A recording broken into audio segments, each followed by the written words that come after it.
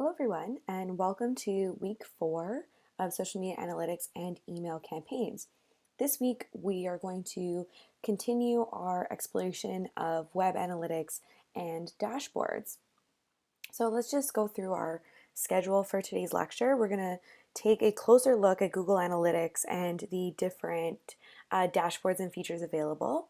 We're also going to talk about SEO, so search engine optimization, and there's a lot of great useful tips and tricks that we're going to get into, specifically in the area of keyword research, which will be our next section of the lecture. And then we're going to review our final assignment and get into just a quick overview of that. This way, if there's any questions, you guys can let me know soon, and also so that you're prepared for the next couple of lectures coming up to be able to apply what you're learning in the lectures to the development of your final assignment. So last week we started our look at Google Analytics and the dashboards just to give a really quick preview, and then today we're going to continue our look around. Now, unfortunately, we don't have as much time to get into all the nitty-gritty of Google Analytics that you really could get out of a course dedicated to Google Analytics, and Google themselves offer a lot of really great resources to learn on your own at your own pace, but we think it's really important to at least introduce the platform to you all so you can get a sense of how to navigate around, and then from there you can really dive in and explore and find your way with it. So going to Google Analytics, now I hope by now everybody has set up their account with Google Analytics and even started for yourselves to explore a little bit, because it really is so helpful once you've gotten accustomed to where everything is and what it looks like. It really can change the way that you understand the tool and the metrics it's giving you, and just the level of opportunity you have with Google Analytics to really make it your own and speak to your KPIs and your goals. So we're going to start out for now on our home button here. So click there and we're brought to Google Analytics Home. So this page is intended to show you what's currently happening. So you see over here how many users are online. So this is over here on our right. We have these page views for minute, or by minute, sorry, and the top active pages that you can view here. So what's really great about this is, like, if you're just trying to do like a really quick look at what's going on, you can very easily change your metrics or your dates, sorry, to see the change in your results. What's great too is that with this really quick snapshot, you can see if you're checking in on this, like let's say it's like every week or every month, if it's not something that you specifically are intended to watch on, but you're part of a team where you're all keeping an eye on Google Analytics together, you can just quickly check on the numbers here for the number of users that have visited in the last 28 days. Your revenue, which we'll get to a little bit later in this section of the lecture, in terms of like how they can even have this number based on your traffic on the site, and your conversion rate, another thing we're going to get into in the development of goals through Google Analytics, and the number of sessions. And you know, you're always looking for growth, of course, so it's fantastic that Google will immediately give you these percentage growth metrics. You can also watch for patterns in terms of the increase and decrease of users. What I like about this is that if you are a part of a marketing team where you're running a lot of different campaigns and you are aware of the overlap of those campaigns and where there is an expected increase in site traffic, you should see that reflected here. So if you knew you were running a 6-week campaign and the peak of the campaign was maybe running, let's say here, for example, on the 21st of March, then you can say, okay, so things are apparently working as they should be. Now, of course, it should always require a deeper dive into the data, but at first glance, you can think, okay, there's nothing to be alarmed about. Looks like things are tracking the way they're supposed to be.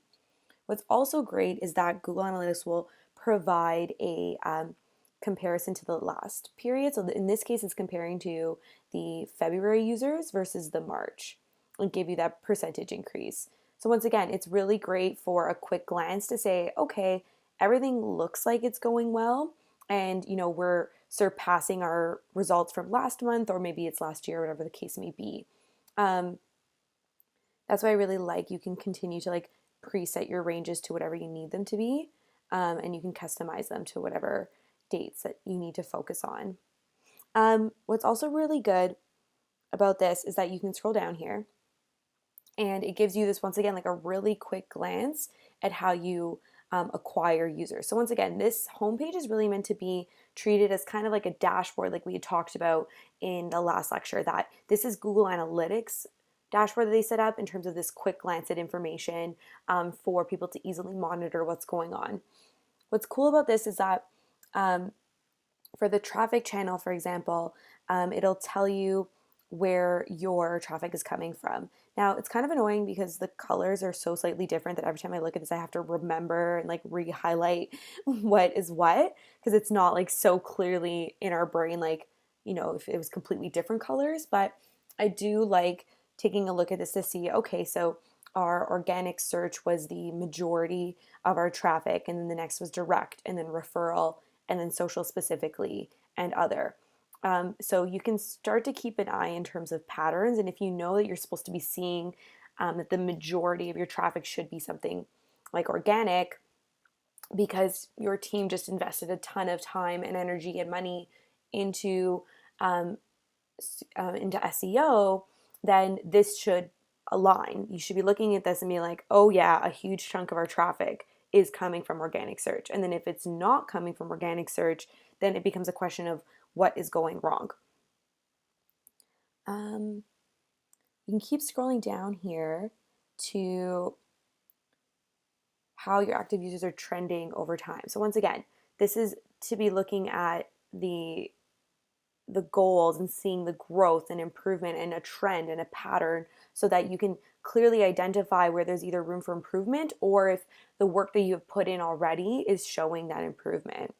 I really also like how well the site retains users.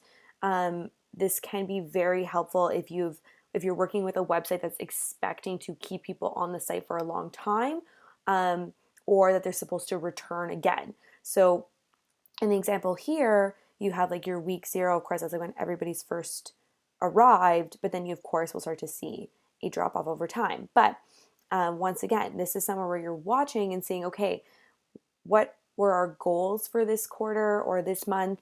Were we trying to get people back to the site? So were you running social and email campaigns where you were trying to retain visitors that originally visited in week 0 and week 1 to come back by week 4 or 5? So once again, this is an area like you're taking a quick look. Are my marketing campaigns doing what they need to do to get people to come back to my site again? Some other interesting metrics down here are like, when do your users visit? This could be telling, especially from the perspective of if you are like an international company, or you are trying to attract international business, you might see peaks of times that you typically wouldn't see engagement in your website. But that's important for you to know, because let's say there's a customer inquiry, or you're running a sale for a certain period of time. You would want to align your sale times and your announcement of those sale times to the times that you're getting the most traffic to your website. So if you are suddenly gaining some more business from, even, I guess, like even nationally, our country is so large. If you think of Vancouver at that 3-hour time difference, does that mean that if you're attracting new business for Vancouver, do you need to have somebody available to answer customer questions? Or do you need to remember that you need to keep an eye on your email to make sure that you're ready for any customer questions that could come in outside of your typical 9 to 5? So that's the type of thinking you want to do with this kind of information. So something like this might not be important to your KPI specifically, but it is important from maybe a customer service perspective. What do you need to be thinking about with this information? So similar to that, where are your users? This is by country in this case. Now, for those of us working out of Canada, if we have mostly Canadian customers, you should want to see that Canada's lit up like the darkest of blues, because that's where your customer base is. But it's always important to know if you're getting visitors from outside of Canada and if there is the potential to be advertising to them or the opportunity to engage with them. So maybe they do want a product that's made here in Canada, but the shipping is too expensive for them. And is there an opportunity to rectify that situation? So this is another example that it could be that this is not one of your KPIs, but the data could tell you something that you can then react to and make changes in your business. That's why we talk about, keeping an eye on all the data points, or as many data points as you can, within reason, of course, and not on a regular basis necessarily. But there's always something that can be taught to you through this data, and it doesn't always align with your KPIs, and it doesn't always align with something you're reporting on. But doing kind of like an exploratory look, even through a dashboard like this, could really give you some direction in terms of changes you may need to make in your business. Now, sessions by device is something that is a fairly popular topic online, from a web development perspective and a social media campaign perspective. So, oh, and of course, an email campaign perspective. So we'll do a little bit of a discussion about that. I'm sure many of you have seen the stats that mobile use on websites has continued to grow and increase. The majority of us are spending more of our time on our mobile for Google search, for email review, for social engagement, and then, of course, for reading online. In this case, for this Google Analytics test account, they have that 72.5% of the users are looking at the website on a desktop. So how does this affect your design decisions? Now, of course, we should always be thinking about mobile and tablet when we're designing websites. It should have strong functionality across the board. With that being said, it doesn't have to be absolutely perfect for every single corner of the digital universe, because that could get very costly. But you do need to think about where the priority, or the majority, of your customers looking at your website. So in this case, Google Analytics is saying, 72.5% of our users are looking at us on desktop. That means the majority of the functionality and every single thing they could ever possibly need needs to work on desktop. But there still is this chunk of people, 25% specifically, that are looking on mobile. So at that point, that's when you're thinking, okay, what is the priority functionality they would need on a mobile? And what is the stuff that still has to work but doesn't have to be as efficient and polished as the main priority stuff? So maybe depending on your business, the priority is for purchase. And so that means the purchasing process has to be seamless on a mobile too, because 25% is still a lot of people, specifically 6,200 sessions in particular. But there's another thing you need to think about is, what about customer service reach out? What if they need help on something? Maybe they need to read more about the product. That's the other type of functionality that we would still consider a priority in the process. So this is another area that it might not be that you're not going to have a KPI to get more people to look at your site on mobile. You do want to try and work with people where they naturally gravitate towards your site and what's comfortable for them. But this is data that does inform your design and your decision-making process and your strategic processes. So that's why even on social and then email campaigns, when you're designing an email, for example, it does need to look good on mobile. I think we've all come to the conclusion that the majority are continuing to increase more of their time reviewing email on their phone, just for the ease of use. So if you're designing an email campaign, it should look fantastic on your desktop and on your mobile. Similarly with social, there is the opportunity to only target people while they're on mobile. And that could be something like for a game for iPhone or Android. Those users or those advertisers wouldn't be targeting you on desktop for something that you can't immediately download and start playing. They would instead choose to spend their ad dollars to target you while you're already reviewing, let's say, Facebook on your phone, and then they hit you with this ad and you can immediately download and start playing the game. And that's the conversion that they're hoping for. That's the KPI, is downloads and active users. So that's where something like sessions by device could actually once again, give you strategic insight, but not necessarily you're treating this as a KPI. You're treating this as information that drives decisions. So that's why it's important to think of data in ways that it's either you're trying to change the numbers or improve the numbers, or you're trying to let the numbers tell you what you need to know to be as strong as possible online in the digital world. So I also really like looking, and everybody of course likes looking at what pages do your users visit.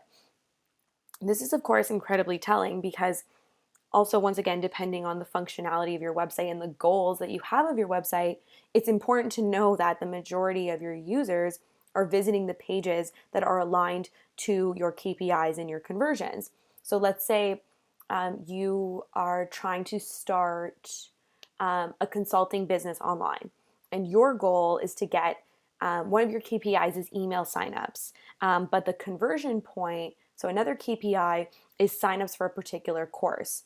So if you're running a campaign trying to drive people to either to sign up for your email campaign through a page of your website or sign up for a particular course through your website, you would hope to see that people are reading your about page and getting to the basket, so to speak, to pay for the course or to the sign up page to provide their email address. If they're reading everything else on your website and then not getting to those pages, that can tell you one of two things. One is that the design of your page is not built to drive people to where you want them to be, and then that point you're making design decisions, or people are more fascinated by something else on your website and it's distracting them. And that's not necessarily a bad thing. It just means that maybe you need to change your offering to best align with what your potential users are interested in. So that's why this is really telling, because you would want this to align to your goals and your KPIs. If people are not on the right pages by the end of it, you should be thinking, wait a minute, what the heck is going on here? This doesn't make any sense. Or wait, what are my people interested in instead of the stuff I want them to be interested in? And that's all very telling from a design perspective. You can also look at these pages, and it could be a tactical goal that you're getting a certain number of page visits because on particular pages because you want people to be signing up for something. So let's say for back to the newsletter example, you want them to sign up to your newsletter, which means a tactical goal is you're driving traffic from somewhere into this one particular page, which means your page views of that page are a tactical goal. But your KPI is signups for this newsletter. So does everyone understand that breakdown? Of course, jump into the discussions and let us know if you don't, but think back to our example that we used with all those shoes of assigning tactical goals and then your KPI. So see this section here where it says goal completions, goal value, goal conversion rate. With Google Analytics, you can set up goals, and that means that through the site and through trackers and through providing information, you can set a goals for your website that then Google Analytics will track the completions and the conversion rate based on the visitors and and their path through the website. So I've worked with experts that have built this out for clients I've worked with. And I find that it's been incredibly helpful, particularly in the world of software designers. So there was a client I was working with a couple years ago. They had built a software that was an added layer for architects that wanted to build with more green infrastructure and ideas in mind. So we had hired an expert to come in and build out a series of goals based on the goals that they had internally to meet for selling this software. So this is where, like we talked about last week, building out a dashboard to work for you. So Google Analytics can specifically work with the website analytics, and when you plug in the data for your goals, can tell you how your website traffic then converts into goals. So where the numbers are coming from. So if you have a ridiculous number of traffic coming in and that's not converting to sales at the end, then your conversion rate would be very low. But in this case, at a 24%, hopefully one day 25 or close to 25%, your conversion rate based on the number of visitors to your site and then the final completions is quite strong. So I would definitely recommend using Google's website to read more about goals and the opportunity to um, build those out and dive in with them. I think if you're in any sort of industry where you're selling something like software or e-commerce or anything along those lines, this is a really solid investment because you're spending so much time and energy trying to get people to the website to sign up and to buy the product, that to have a dashboard like this already telling you if your website is working for you to convert, it's just completely invaluable. Like it will completely change the way you think about your website and the way you're marketing your product. And speaking of, so scrolling down here from an e-commerce perspective, like what are your top selling products? So this all comes back to, um, either that you're marketing for these products to sell well, or on the flip side, what products is your user base already attracted to and already buying? And where is the opportunity there to either hook them in with some sort of deal on the most popular products and then encouraging them to buy others?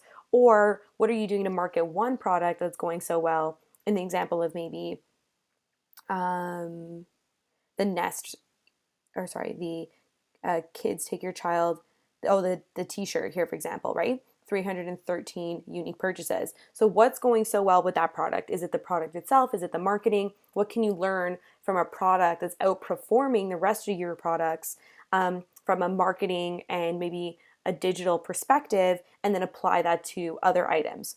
Or is it a case that the value of the product, so for example, even though 313 of these were sold, the revenue was so much lower than something like the Nest Hello doorbell, which would be assumingly a more expensive product. So that's a really interesting piece of information here from the top selling products.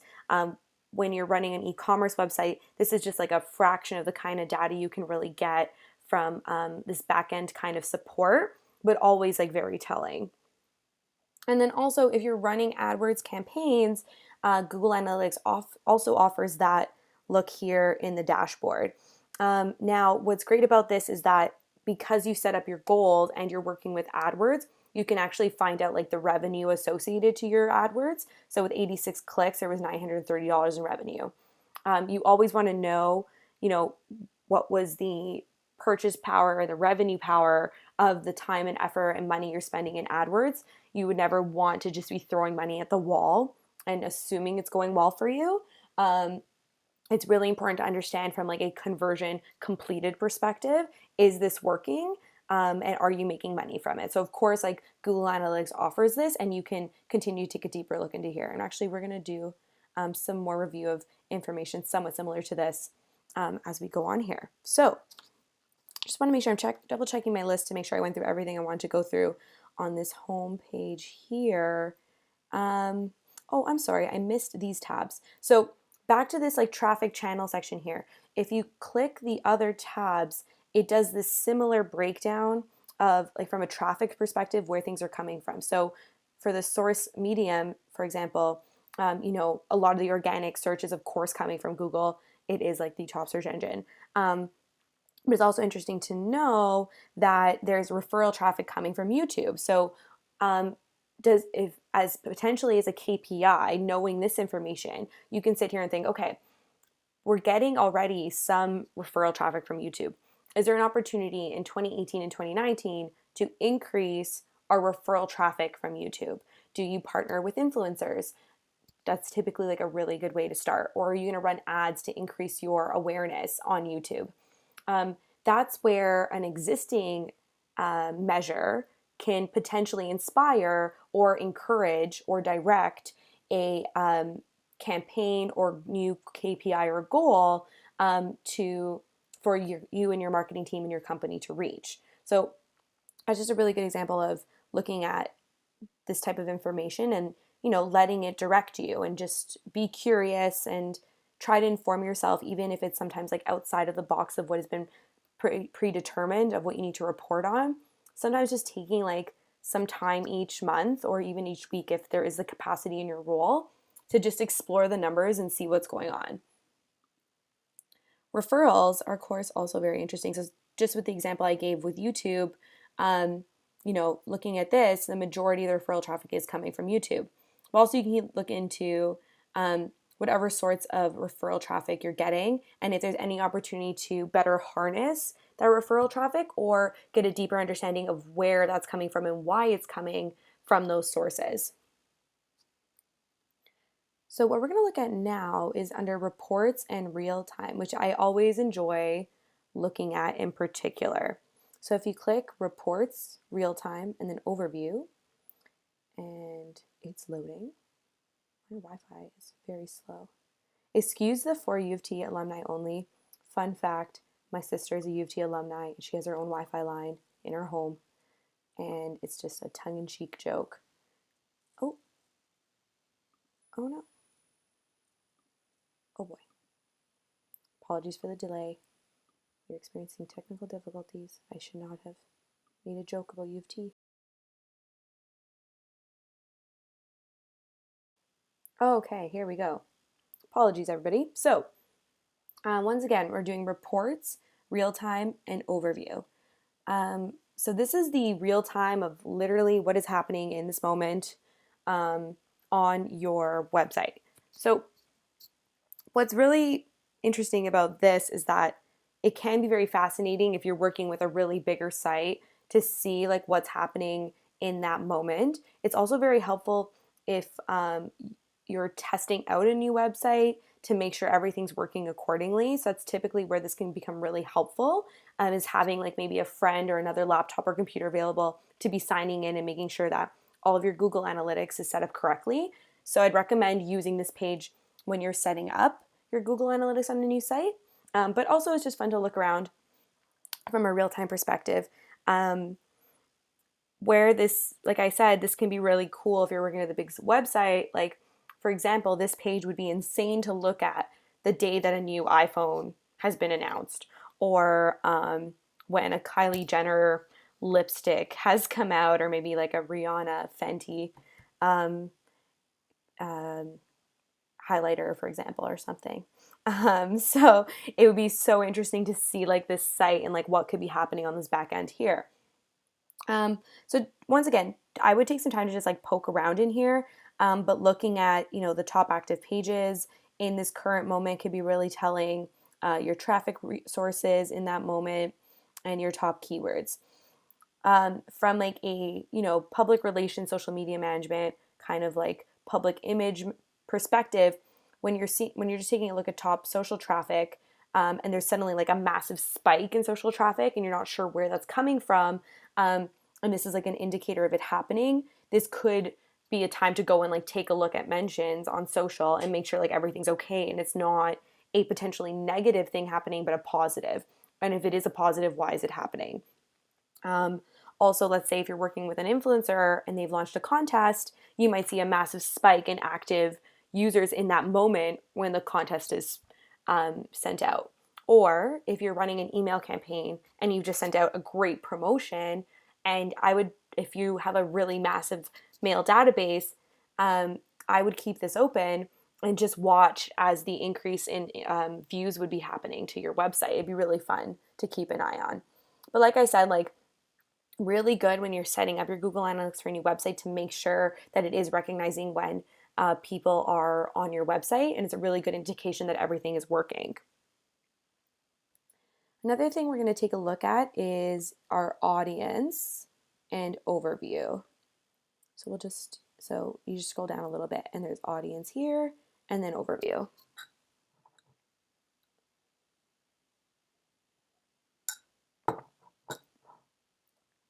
So knowing our audience is of course very important and can really be telling information for us to develop really solid social media campaigns and websites.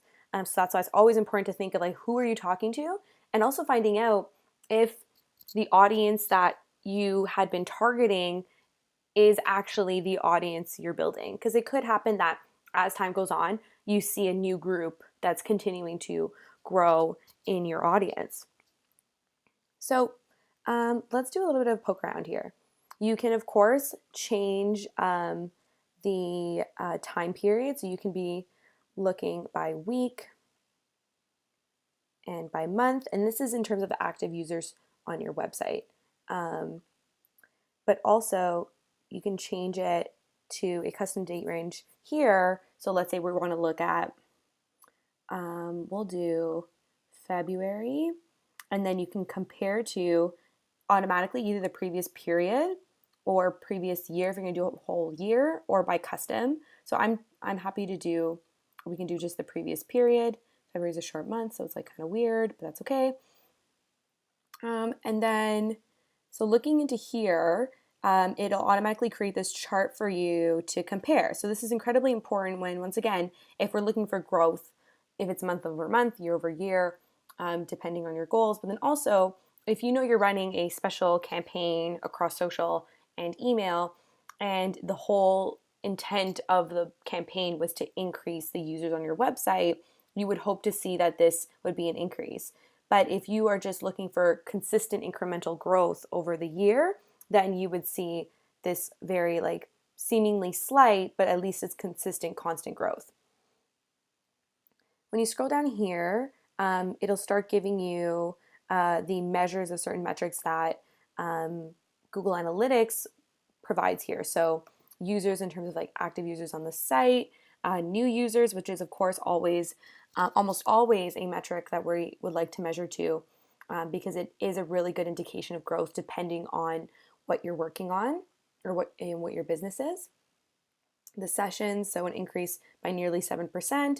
Sessions would of course be something too that when working with a website and analytics and driving traffic to that website, you'd want to see an increase in sessions.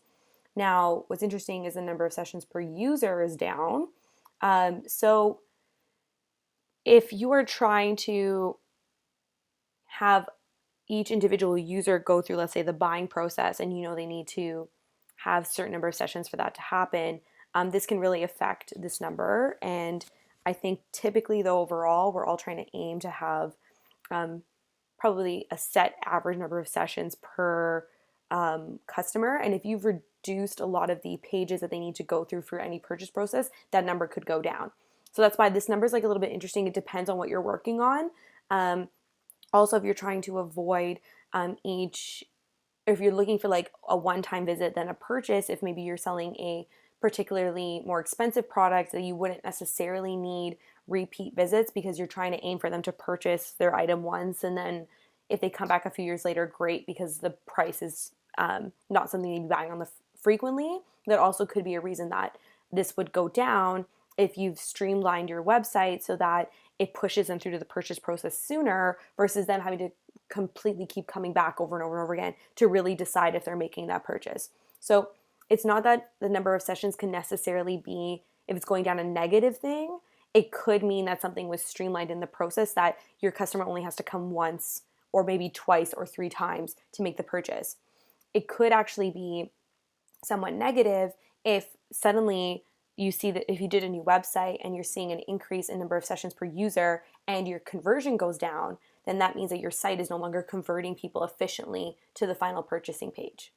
Now, on the flip side, if you're running a blog, or maybe like the example I provided earlier, if you're trying to start an online consulting business and you're creating so much content that you want people to come and utilize, then you want to see more sessions per user because you want to see them spending time and coming back and clicking different things and exploring your website. So that's where an increase in sessions is a positive goal, or is a positive increase, and could be potentially a goal or KPI you set for your year.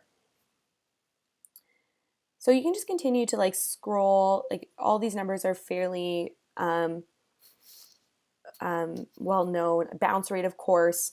This is where a negative, the rate dropping is a positive, of course, because you want to see your bounce rate going down. So that's why it's like negative, but also in green, because as it goes down, it means like technically it's a positive thing. There's also the new visitor versus returning visitor. Like I mentioned, if you're aiming to see new visitors for your business because that's what's valuable in terms of the goals you set for the year, then of course like this is what you need to see. But if you're running a consulting business and you want more of your users to keep coming back because you've determined that if once they've had maybe like 6 or 7 visits and read 5 blog posts, they're easier to convert, and you would want to see your returning visitor growing, but not, of course, overtaking your new visitor, but you would want to see that your visitors are coming back to you. You can also take a look here in understanding the languages that your users and I guess potential customers, depending on situation, speak. This is, of course, just very great insight from one perspective. If you're targeting certain, countries and demographics, you would want to see that reflected here in the language use, but also from a translation perspective, where do you need to spend your money to update your website to have translation available, or do you need a customer service rep that speaks that other language? So in this case, the majority speak English. So for the one-off situations where you might need another language available, you can always like seek support. But let's say we saw that the top language was English US and the second, with maybe closer to like 40% of the users, speak French. At that point, then you need to translate your website to make sure that it works for English and French users, and that you have the appropriate staff available to support in a customer service capacity.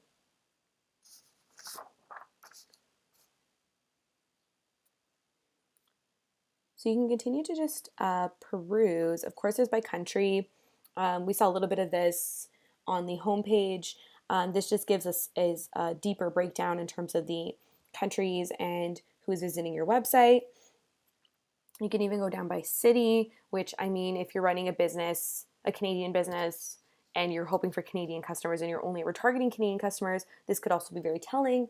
I've worked with people that have built client bases in specific cities in Ontario, so that if they need to go for client meetings, they book, one trip to Thunder Bay, and they book all their meetings while they're in Thunder Bay. And for them, they purposefully had targeted certain areas and planned their business in a way that not everybody was spread out too far, because they did want that in-person contact occasionally. This could also just be very telling for you if there's an opportunity with a certain community that may need whatever it is you're offering. So if you're a charity that funds local sports programs for kids, and you see a spike with a certain number of visitors from a certain area, you might look at that and think, wait a minute, if more people need the support in wherever the city is there an opportunity to reach out to people in that community to see how you can be more helpful? So once again, this is an example of, you might not necessarily have a goal set around this data, but the data can tell you something that you need to know for your business. I always also find the system, like the browser, for example, interesting. It's almost always the same ones, but this does speak for a design perspective to make sure that your website is working with your top visitors in terms of their browser. So let's also look at the demographics under audience. So once again, still under the audience category here, just click demographics and then overview. So this goes deeper into what we just reviewed right now from the overview. Once again, all very telling information in terms of what you need to know from a demographics perspective, in terms of age range, who are your top users. And where this can be very telling is if your top users are 25 to 34, for example, here, and looking at more of this information later, if they're not the top converted, what is missing from the equation here? Is it a simple instance of the items maybe being too expensive, or is the content not speaking to their demographic? Or is it that your marketing efforts for some reason are pushing this group to your website when you should be really targeting another group like 35 to 44 that are more likely to spend or sign up for whatever your offering is?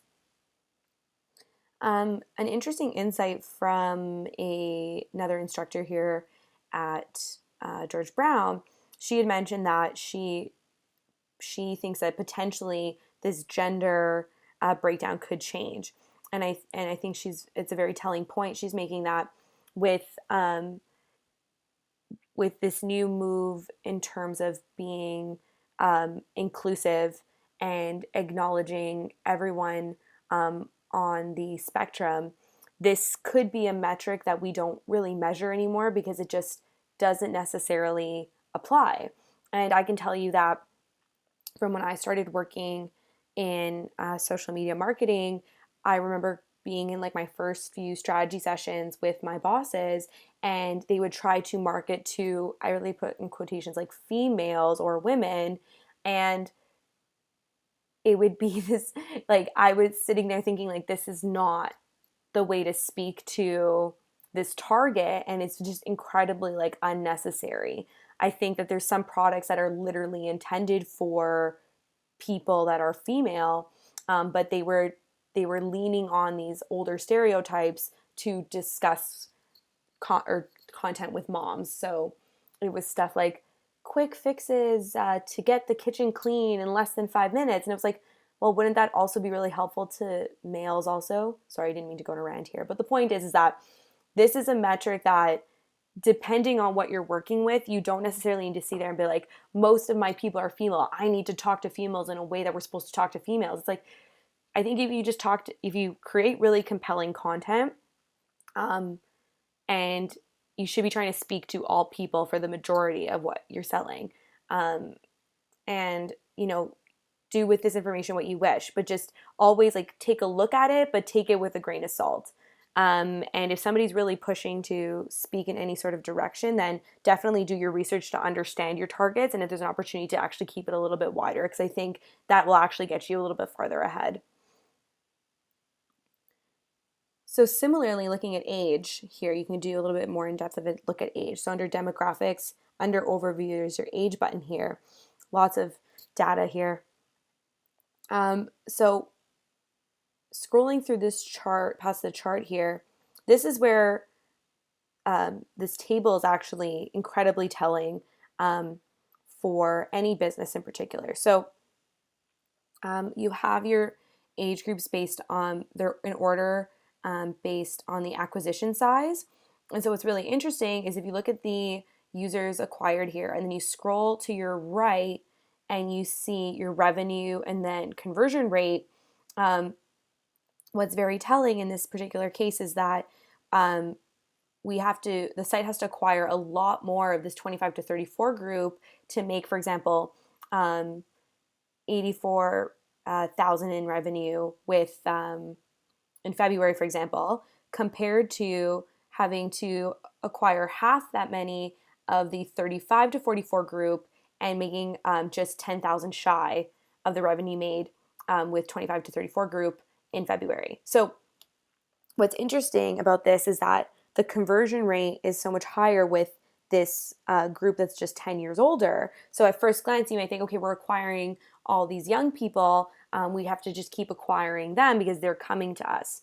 But really, you could be marketing towards these 35 to 44 group, and then you bring the number of acquired users to, let's say, double what you currently have, so closer to 12 or 13,000, and then you could potentially have a significant increase in your revenue because your conversion rate is so much stronger with that group. This is another example of don't look at a piece of information in a silo. Try to bring it back to your goals every single time. So a tactical goal could be to get more users to your website or to get a certain group of users to your website. But what is your KPI? What is your goal at the end of the day? Your goal is conversions, which means you have to look at, are these people buying or signing up for what you're providing? And which group is doing that with the highest conversion rate? So just always look at all the data together. Now, I feel like everybody's probably looking at this like this is just like data overload.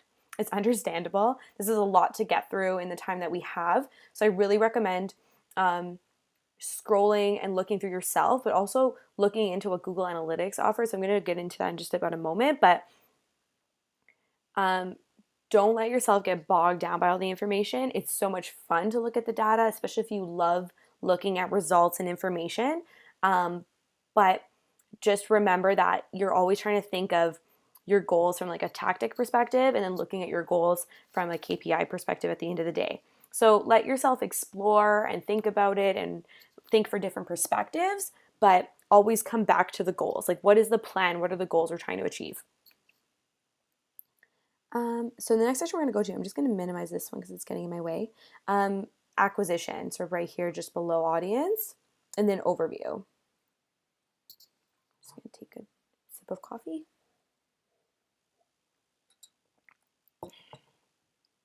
So this acquisition page is really cool.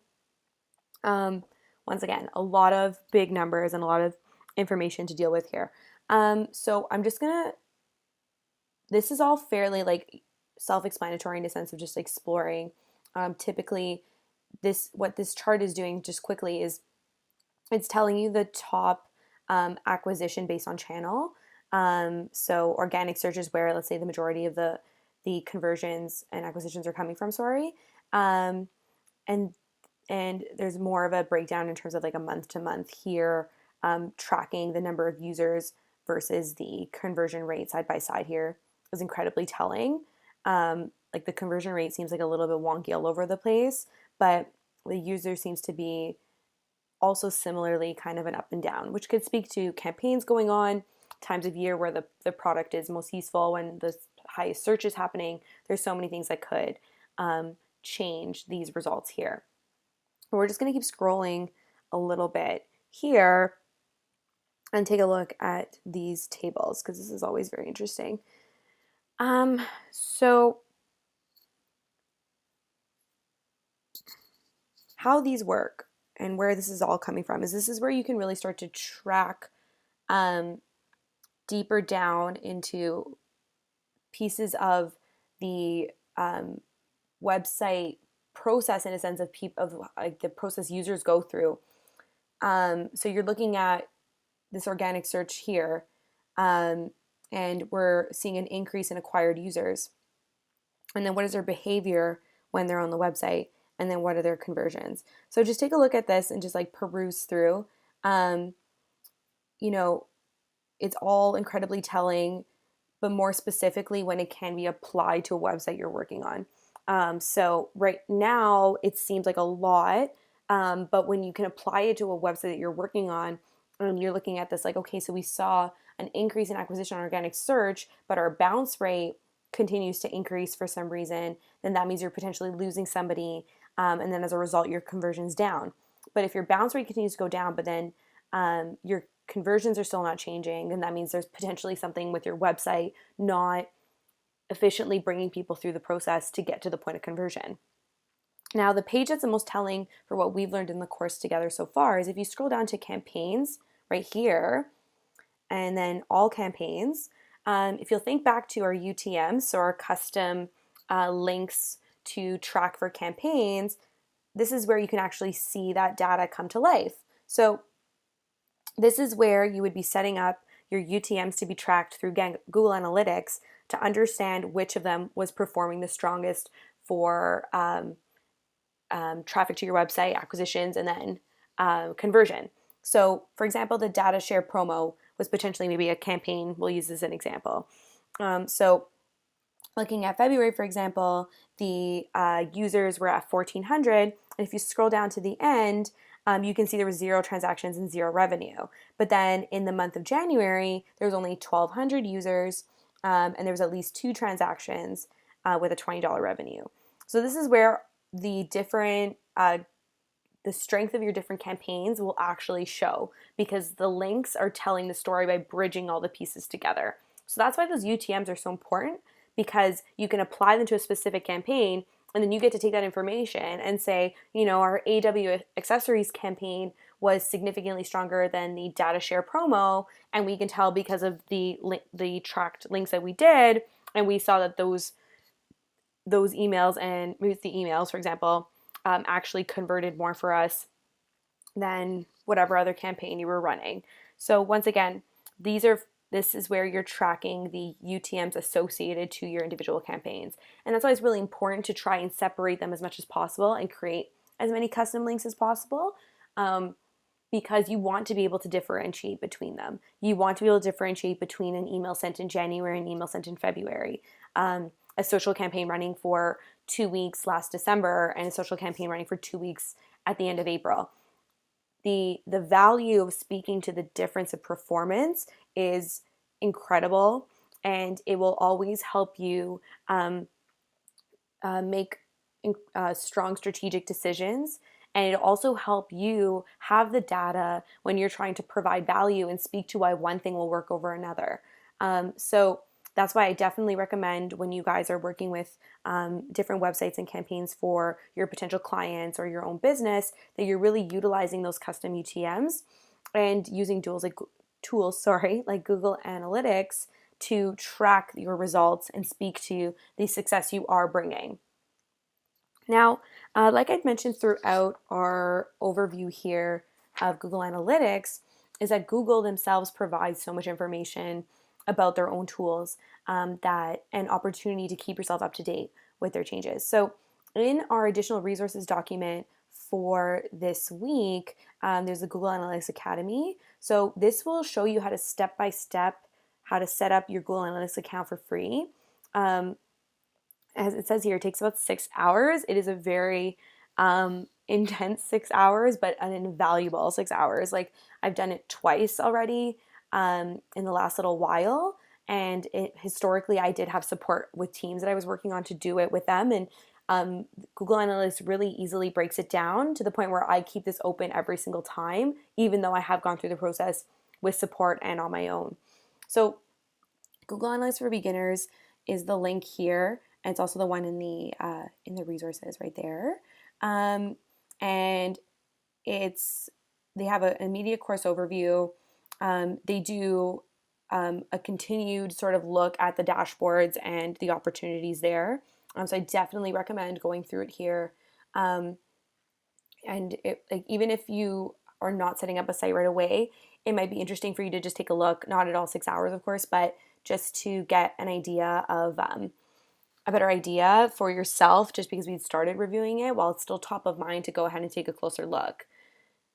There's one more thing I want to show you, which is the customization tab. So this is where you can create your custom dashboard like we did in our last assignment, and you can really get the most out of Google Analytics. So when it comes time for you to have your own website set up with Google Analytics, you can set up your dashboard to speak to your KPIs and to your tactical goals, so that you have somewhere to turn to keep an eye on everything. You can also create custom reports and saved reports, which is great. And then my favorite is custom alerts.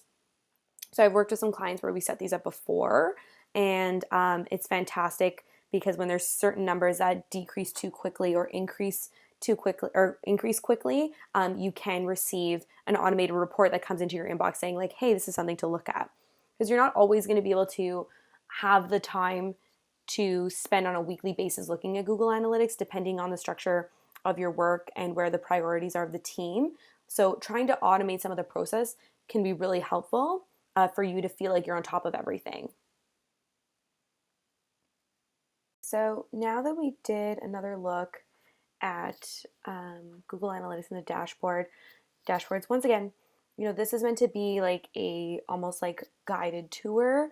If you do have an interest in being more in depth and further pursuing Google Analytics, I recommend first starting with what Google provides and then looking into additional courses, because there's just so much to learn and so much to do in Google Analytics.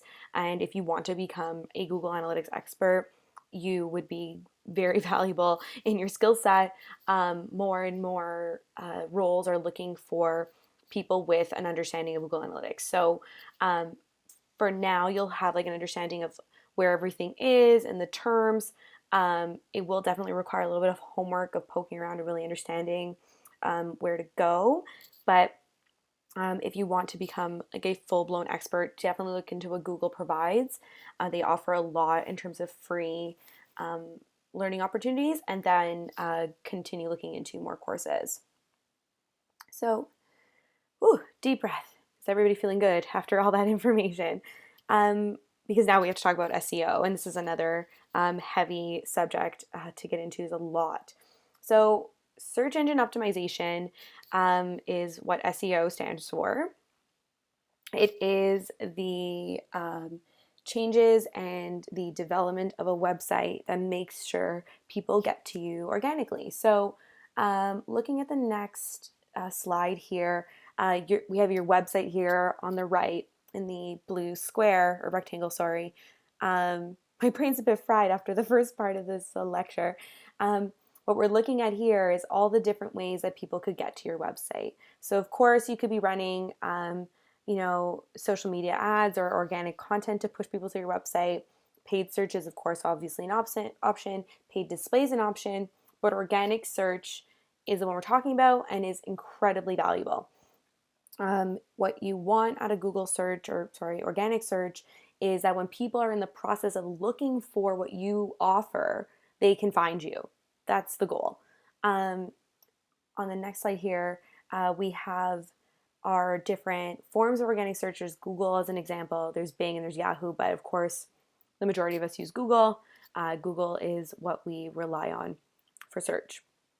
Once again, the goal is to have an understanding of SEO so that you can do some basic implementation to your websites that you're working on, and that if you are hiring SEO support, that you understand what they're offering and what you're paying for, so that you can make sure that the work being done will actually help you bring in the right people and the right users, but also that you are paying like a fair price for that work, because the more knowledge you have, the more control you can have over the contracts and the planning.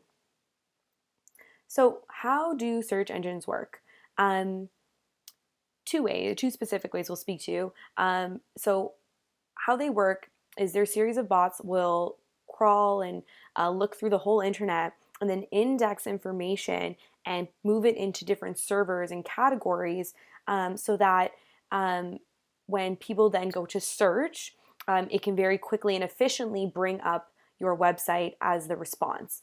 So bots will go and read the code of all these different websites and pieces of information on the internet and then do the indexing in order to have a very fast search engine. So that's why Google is able to be so fast, and we're always able to be so fast, is they had essentially come up with the process of scanning the information and indexing it so that it was really easy to get to for their search engines when the time comes. The display results, and this is the part where we come in as developers of content, and as searchers ourselves.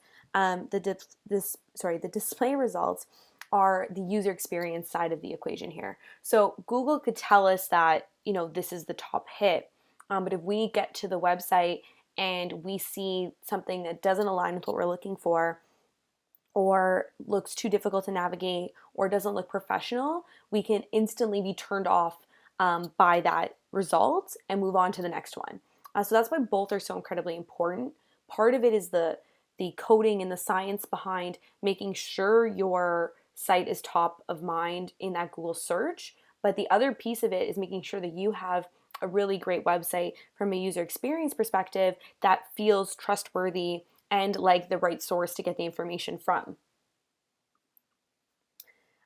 So it's important to remember that SEO is a huge topic. The tactics are changing so often and so quickly, that in order to be on top of it, you do need to be reading quite a bit to be in the category of an SEO expert. I can tell you that I need to have a knowledge of SEO and a knowledge of the updates, but in what I do on the day-to-day, I would sooner call in an expert to say, I need you to optimize this website start to finish. I can discuss with them the goals and I can confidently have the conversation with them, but I by no means am the person that goes in and does all the coding. I know how it works, I know how they do the work, and I know how they develop the site to work a certain way, but I don't know down to the nitty-gritty of setting it up. So that's part of the fact that it's that massive topic. So it's important for everyone here to have a knowledge of SEO, to read about the tactics and particularly from a content development perspective, be up to date. So if you are writing a blog on your website, or you're writing content that are hoping will be picked up by these bots, that's where I would say focus your efforts, is like reading about SEO from a content development perspective. But if you're building a website and you are trying to drive organic search, at that point I would start looking into experts that can help you to build it properly from the beginning. There definitely is like no golden ticket. There's no like, this is the magic breakdown for getting consistent SEO traffic. And a lot of people will try to offer that and sell that online. It's not a real thing. And I've looked into some of the stuff that does come up when you're looking for that golden ticket. And a lot of the time it's like a massive sales pitch to get you to spend money with them versus a real expert that will tell you, this is the stuff that you can do. This is the stuff that I know how to do. We work together and we'll make it happen. They will all try to offer this like pay for the ticket of what's going to work. I guarantee you, if even part of what they say works, by the time you implement, by the next year, something would have already changed again.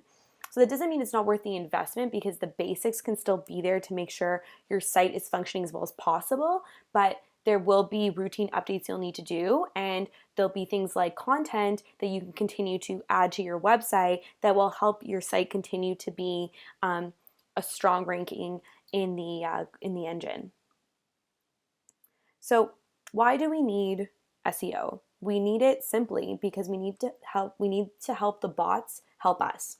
So by building a website that is easy for a bot to go and scrub and figure out what the whole purpose is, it'll help you be top in those search rankings. So that's essentially it, is you're basically setting all the little flags up to tell these bots, send this type of traffic to me. If somebody's looking for this, send them to me. And that's a really simple way to look at it. So that's why we need to put the effort and the time into doing this. So what specifically helps with SEO? What's interesting about these two, the examples of the jugglingpandas.com website, is that this is what the one on the left looks like to those of us visiting the browser. We see this adorable panda juggling, surrounded by bamboo. We see the opportunity for why and pandas and contact us and all these pieces. So we can see this here.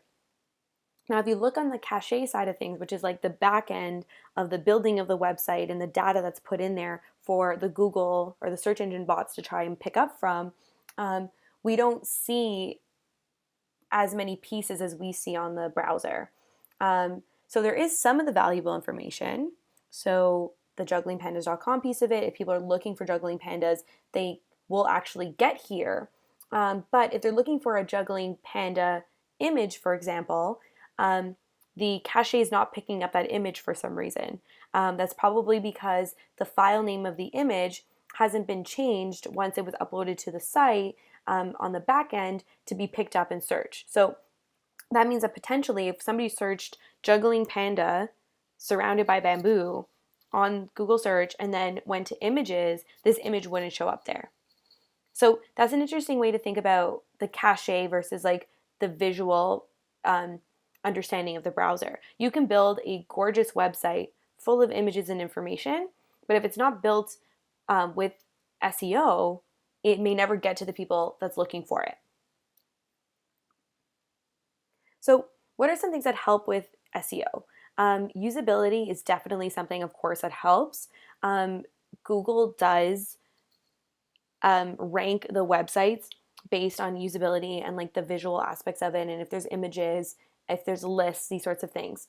So if your site is easy to use and easy to navigate and doesn't have a high bounce rate, that will really help your ranking with Google.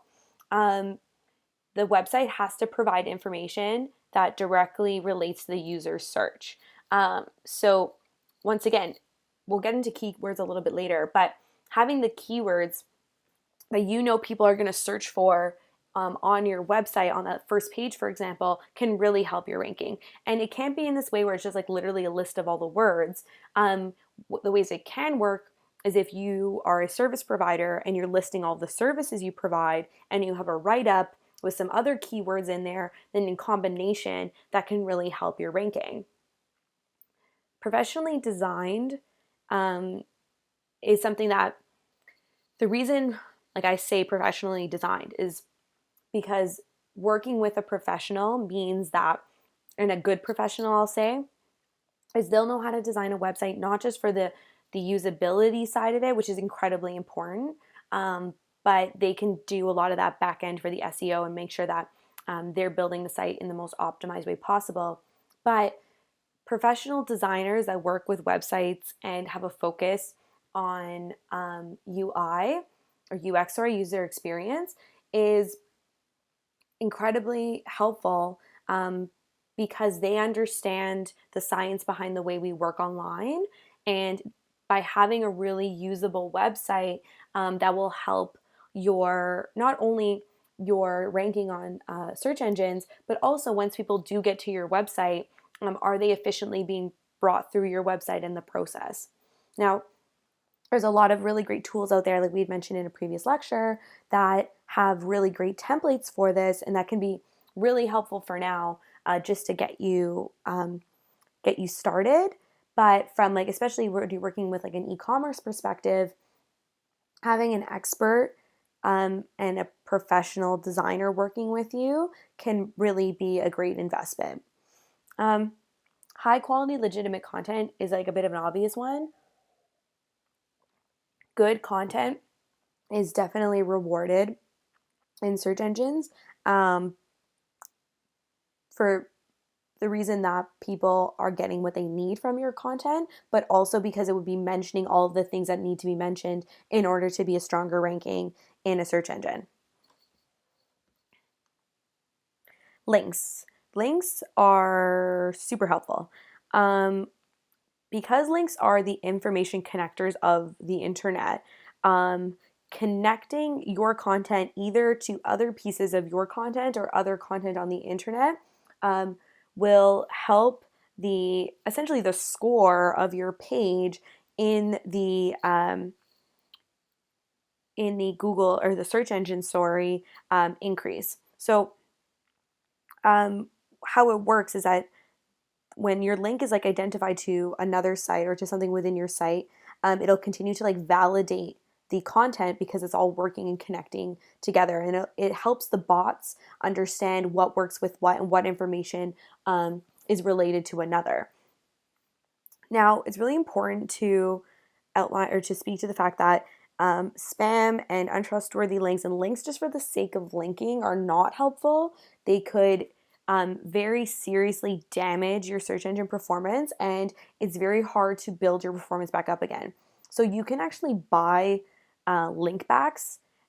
It's another like sketchy sort of service similar to buying followers on social media that will once again hurt your performance, but also could potentially hurt your reputation if your site then drops so low in this search engine because you've gone about it in this sort of shortcut way.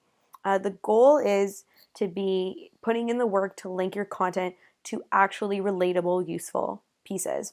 Some tricks that work, or not tricks, but some ways to think about it are, if you are in a industry where you write pretty frequently to your blog and a lot of your content is somewhat related to each other, you can link back to your own content if it makes sense. So for my interior design client, she's written posts about renovation advice, and then we'll write a design post, a very specific design post, and in the beginning we'll say, if you're looking to implement this design advice, we recommend first looking at a reno of this kind, and we can link back to her post about a reno.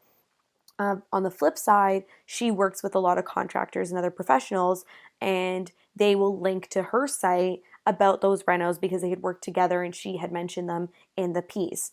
So it has to be valuable, it has to make sense in order for it to perform well, but also not to bother your potential users and potential customers that are coming to the website looking at these odd links and thinking, what are they linking me to? Can I even trust them to work with them or buy my product from them. Keywords, of course, are incredibly helpful with search engines. So using the right words to get the right visitors is really where you will see the most in terms of your results. So the goal is not to have like this massive increase in traffic and then nothing ever comes of that traffic. You can use certain keywords that'll drive up your website visits, but then none of those people end up signing up for anything or buying anything or reading anything. Converting one visitor that was the right visitor that was supposed to be there is way better than having 100 people that are never going to convert. So on that note, let's talk about keyword research. Using the right keywords does take some time to determine and look into, but I would say that it is some of the most valuable time you will ever put in, and it will be rewarding from a conversion standpoint because you are making sure that you are engaging with and reaching the right people. So what keywords in specific? So it always has to be relevant to your content. So we can look back to the interior design client as a really good example because she's a local interior designer here in Toronto. So her keywords would be specific to this area and would be specific to people maybe doing renos or moving, or maybe they bought an investment property. So investment property might be a search term. So all of it is relevant to what she does and to the content she is producing for her blog posts. And there's so much opportunity in terms of the keywords you can use. What's great about this is that we know the searchers will be happy when they get there because you're targeting the right people with that keyword effort. But also, you have to make sure that you yourself are happy with the people that are coming to your website. So if we weren't targeting people in Toronto, we just wanted literally anybody that searched like kitchen renovation ideas in any country, anywhere in the world, and somehow we managed to increase our ranking, and we get, somebody from another continent altogether, and she can't exactly help them facilitate a renovation or a design project. They're not happy and you're not happy, or your client's not happy because they're not getting the type of traffic they need. So you have to make sure that once you bring the searchers in, that they're actually getting what they're looking for and they're getting what they need from your website and from you, the provider. Now, traffic doesn't necessarily result in goal conversion. You do need traffic to get people to convert to either buying or signing up for your product or whatever it is, but a massive increase in traffic, like we mentioned before, does not mean you're going to immediately see a massive increase in sales either. If you're not targeting the right people, all those people coming to your website will probably leave unhappy and will never purchase a thing with you then or ever again. So that's why you have to get good traffic, the right eyes onto your website in order to actually have an opportunity to convert them, be it to buy something or to sign up for something. So it's important to do your research. So I would recommend just preliminarily going in and searching the terms that apply to your business on Google, just to see what comes up and read their content on their pages. Pay attention to what makes sense as showing up. If there's anything that doesn't make sense, was there anything about their website in particular that made it really obvious why they were going to be ranking so high? Because this can all be very telling.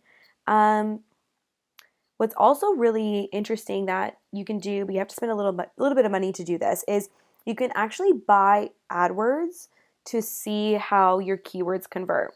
So if you've done the research to identify your keywords, you can invest some funds into running some AdWords accounts around those keywords and see where you're getting clicks from, traffic, and then some conversion. So this isn't necessarily a long-term strategy, but it gives you an idea of which of the keywords people are searching more frequently and the keywords that make more sense with your offering and your content.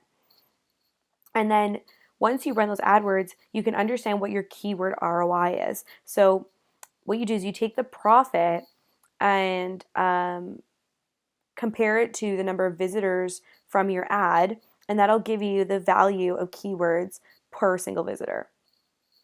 So you just take the profit divided by the visitors, and then that was the amount per single visitor based on that ad. There's also a tool I'm going to show you that is also available in your week 4 additional resources. It is this Moz Explorer. So you can search in here to get an idea of like a keyword overview and look at what's coming up as like a top performer for the search term. So I use children's charity as an example. And in this case, what's interesting is that articles are coming up first, but not necessarily any individual children's charity. You can also take a look at the organic click-through rate. The higher the click-through rate here, the more valuable your organic search efforts will be. So if you're investing in SEO, it's definitely going to be valuable with something like a children's charity because Moz has determined that the efforts there will result in like a very strong click-through to your website. Another tool I meant to mention in the SEO section, my apologies, is Moz has a beginner's guide to SEO. So I definitely recommend reading this. It's fantastic. It's continually like updated with the new updates in search. I like coming back to it every once in a while just to make sure I'm up to date on new things, but then also like if there's anything that I need to brush up my knowledge on because I haven't referenced it in a while, this is a really great guide here. So sorry, back to our presentation here. So there's a lot of really great tools out there in terms of searching for or working on your keywords planning. I would definitely recommend going through the additional resources for the class this week and just exploring for your own business or potential clients you're working with, and then just save them away for when the day comes that you do need to do a little bit of research yourself.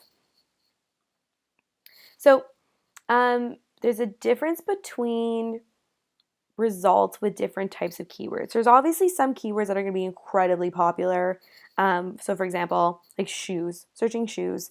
There's so many different retailers out there and e-commerce websites and people running Google ads that, this one search word, shoes, could get costly from an AdWords perspective, but also cannot necessarily help you reach the top in terms of your results.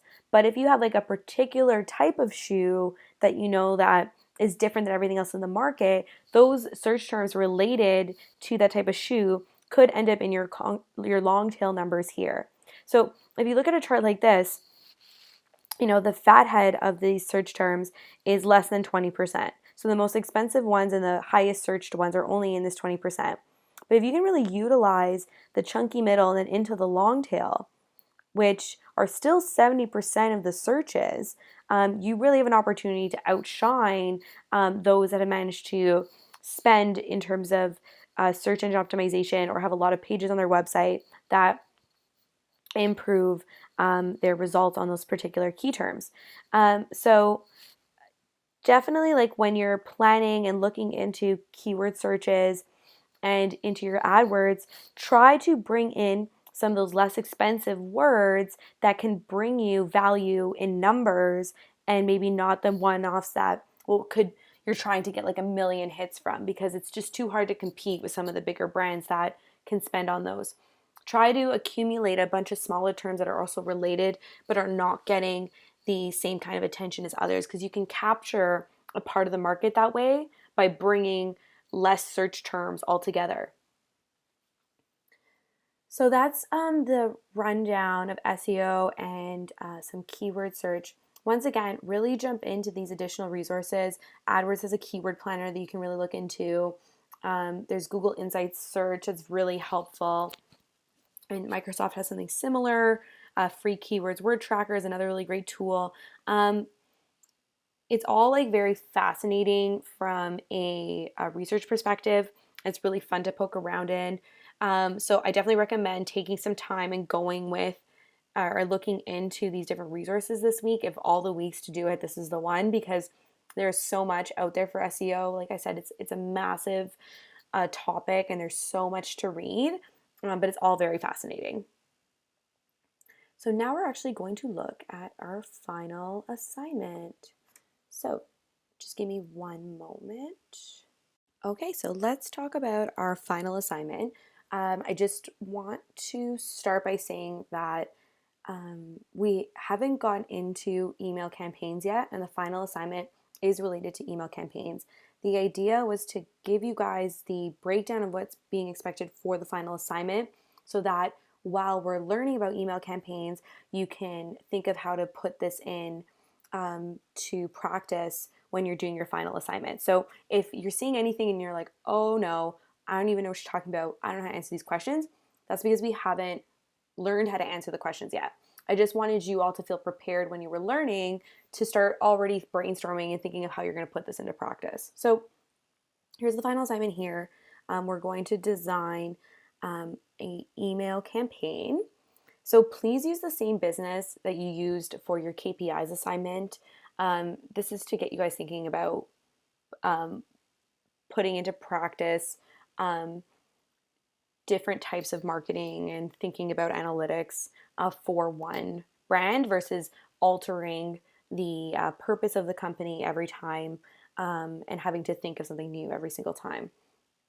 So some questions you'll have to answer is like, what is the purpose of your list? So think about, what is the goal that this campaign is being aligned to? Is the purpose to get more email or to get more items sold on your e-commerce website? Is it to get signups for a particular course? Is it to get donation dollars? So whatever the case may be, define what that goal is, or the purpose, sorry.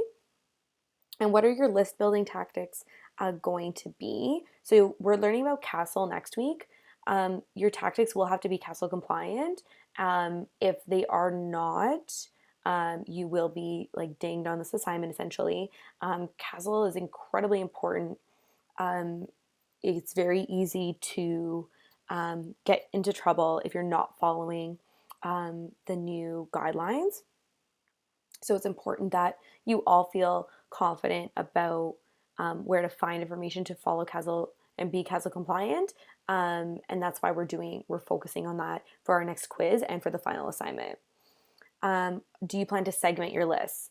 And what would your segments be? So are you segmenting by potentially age range or by the item they originally signed up for? Would there be a purpose for having a segmented list in your case, or is it not necessary? Just explain why either way. And will you implement automation? What is the plan? So will there be automatic welcome emails or email drips, etc.? So think about or consider if that is an important part of the purpose for your list and keeping in contact with these people. So for the campaign, pick one future month to run this campaign. And what is the goal of the campaign specifically? So once again, is it for course signups? Is it for more of a certain product sold? Is it for donations in a particular month? What are your KPIs for the campaign? So what are the KPIs that align with your end goal? So let's say in the case of more of a certain product sold, your KPIs would be click-through to the website, maybe time on site, and then the use of a coupon code, for example. If you need help with this, I would refer back to the resources for the last assignment and to the lecture we did, I believe it was lecture 2, about aligning and assigning KPIs and goals for tactics. What are your tactical metrics for this campaign? So like I mentioned, it would be, click-throughs to your website. Another would be email opens, would be something related to a tactical metric in this case. How will you utilize testing to optimize your campaign? This would be something related to maybe A/B testing you'd be running. any sort of that rationale around how are you going to test to make or how are you going to test to make sure this campaign will work the way you want it to, and what is your plan? So what's your content plan for the month? Will there be social media and web support? I recommend there is. And write one of your campaign emails. So to submit, we're going to follow our submission process as we've been for the rest of the semester. So you're going to submit in your shared Google Drive folder a Google Doc. And don't forget to name it properly with your last name, first name, and then the course code. The is a 4-page limit, and the font size is 12 maximum for the assignment. We also have a rubric here for you to reference. So did you define the list purpose? Did you define your list building tactics? You will receive a 0 if they're not CASL compliant. Did you say whether or not you were going to segment your list, and did you explain why? And are you going to use automation? If so, what for? If not, please explain. And then for future month, you're going to outline the future month that you're going to be running the campaign. What is your campaign goal? The campaign KPIs, tactical metrics, your testing plan, your content plan, and one written email. So that all should fit within 4 pages. Once again, the goal is that you're providing you with the information, but succinctly, so that it does fit within 4 pages. And I would definitely encourage referencing other emails that have worked and encouraged you to go through to their next website. I'll take some time in the next week to think of some examples that I know have worked for me to get me to click through and go to their website or to complete some sort of task. I'll throw them into one of the discussions. And I would encourage everybody to share other examples. So, I'll actually go and add a discussion about that right after I'm done recording today. Because I think examples are really what helps bring everything together. And I personally keep an eye on other social content and email campaigns for ideas and for an opportunity to analyze what could be working for them and what could be better. So I definitely encourage everyone to keep an eye on other industry examples. So that is it for lecture 4 today. Hope everyone enjoyed, and encourage everybody to jump in on the discussions. If you have any questions, please ask each other, or I will, of course, jump in. I know I'm a little bit behind on the discussion boards. The next couple days are dedicated to jumping in because I want everyone to feel like questions have been answered before you have to start finishing your second assignment and your final assignment.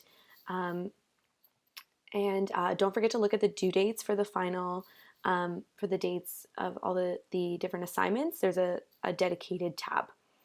So thank you, everyone, and hope you enjoyed.